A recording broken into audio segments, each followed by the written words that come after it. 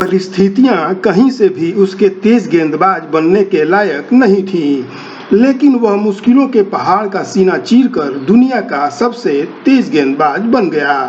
पिता refinery company में night guard थे। परिवार एक तरह से झोपड़पट्टी में रहता था। भाई में वह चौथे नंबर पर था। एक छोटी बहन भी थी। पैसे की हमेशा तंगी रहती थी, लेकिन उसकी माँ अनपढ़ और गरीब होते हुए भी ऊंची सोच रखती थी। गरीबी ने तो रास्ता रोक ही रखा था। कुदरत ने भी उस बच्चे का मुंह मोड़ लिया था। जब इस बच्चे का जन्म हुआ तो उसके तलवे बिल्कुल सपाट थे। वह खड़ा नहीं हो पाता था। फेफड़े कमजोर थे और हमेशा कफ की शिकायत रहती थी। क्या ऐसे बच्चे के बारे में कोई सोच सकता था कि वह एक दिन दुनिया का सबसे बड़ा फास्ट बॉलर बनेगा? लेकिन माँ की तपस्या और बच्चे की जिद ने असंभव को संभव कर दिया। जी हाँ, इस बच्चे का नाम है शोएब अख्तर। पाकिस्तान के शोएब अख्तर दुनिया के पहले तेज गेंदबाज हैं जिन्होंने 100 मील प्रति घंटे की रफ्तार की सीमा को पार किया था।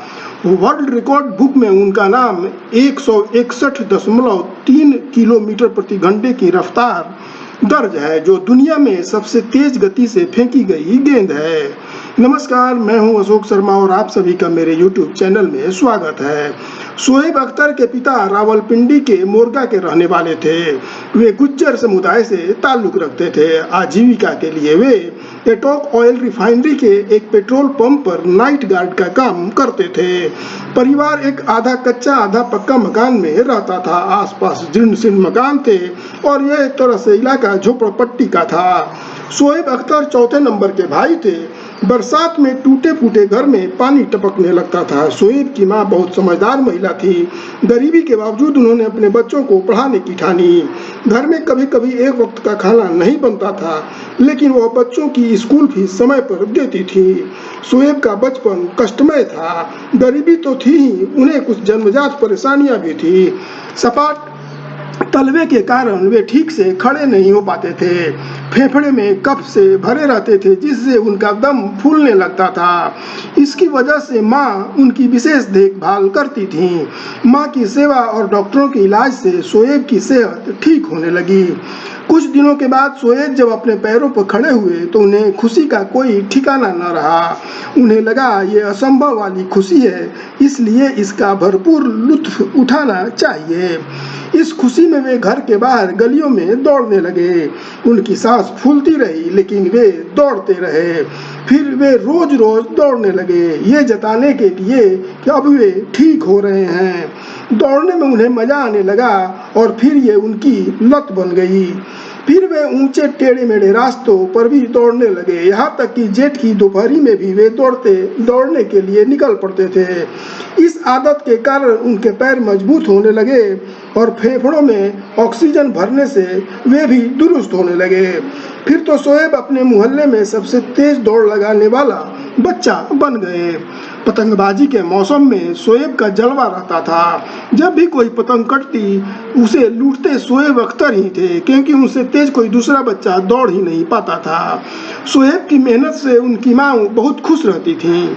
उन्होंने शोएब को इंग्लिश मीडियम स्कूल में पढ़ाने की ठानी। उनका नाम जूनियर मॉडल पब्लिक स्कूल में लिखाया गया। शोएब पढ़ने में भी बहुत तेज थे। 5वीं तक अंग्रेजी स्कूल में पढ़ाई हुई। इस स्कूल में खेल कूद पर ध्यान दिया जाता था। अच्छे धावक होने के कारण वे खेलों में बढ़ चढ़कर हिस्सा लेते थे।